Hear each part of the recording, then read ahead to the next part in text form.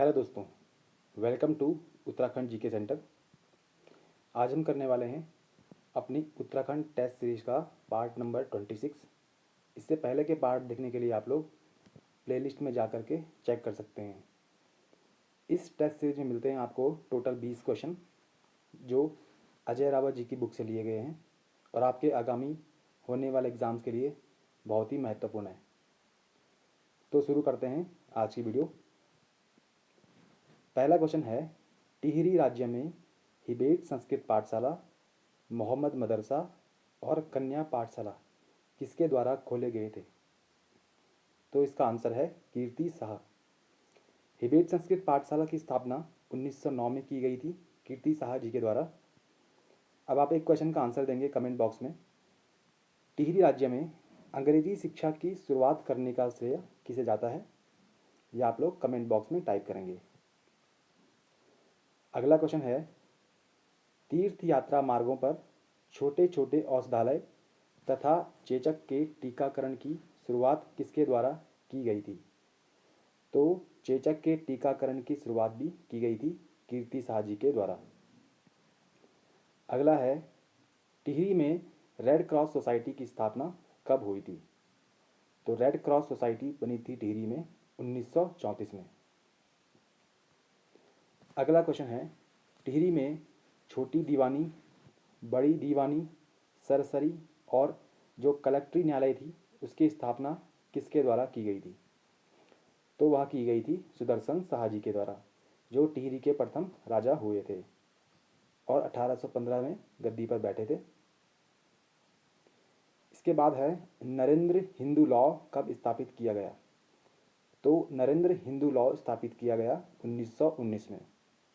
इसके अंतर्गत वे सारे नियम कानून होते थे जो टिहरी राज्य में जिनका अनुसरण किया जाता था। ऐसे सारे नियम कानूनों का संग्रह जो था वह था नरेंद्र हिंदू लॉ में और इसे स्थापित किया गया था 1919 के दौरान। अगला क्वेश्चन है, टिहरी का प्रथम हाईकोर्ट की स्थापना कब हुई थी? तो टिहरी के प्रथम हाईकोर्ट की स्थापना हुई थी 1938 में और स्थापना की गई थी नरेंद्र शाह जी के द्वारा।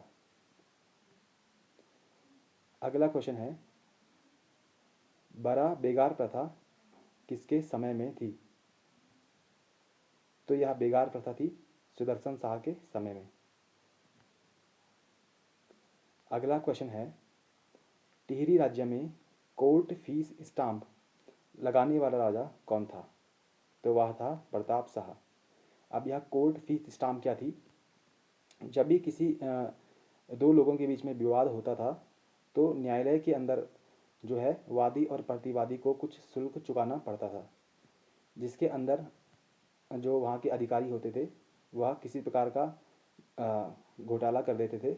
इसलिए प्रताप शाह जी के द्वारा कोर्ट में जो स्टाम्प है, कोर्ट फीस स्टाम्प लगाने की प्रथा स्टार्ट की गई थी।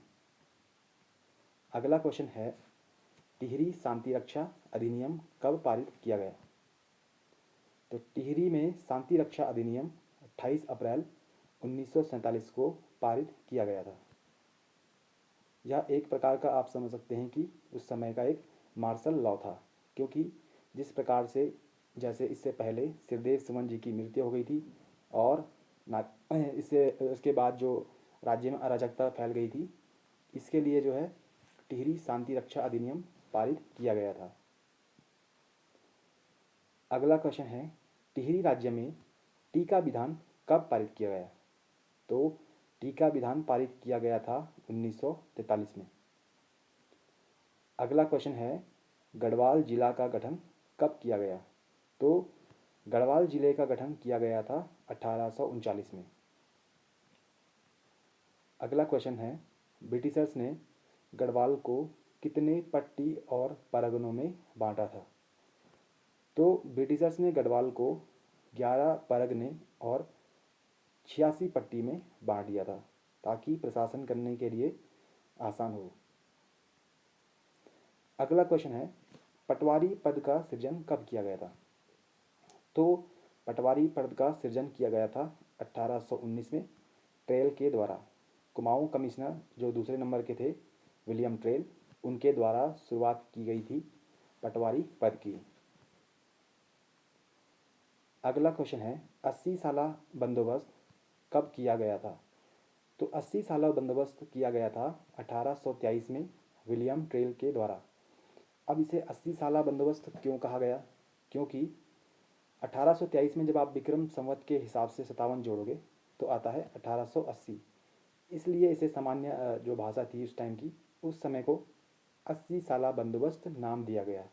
लेकिन यह बंदोबस्त हुआ था 1823 में और हुआ था विलियम ट्रेल के द्वारा।